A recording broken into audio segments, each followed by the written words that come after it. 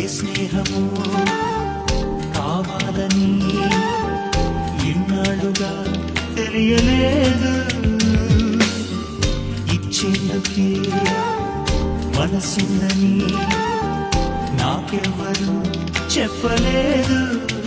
చెలిమి చిరునామా తెలుసుకోగానే రెక్కలొచ్చాయో ఏమిటో, ఎటో వెళ్ళిపోయింది మనసు, ఇలా ఒంటరైంది వయస్సు. ఓ చల్లగా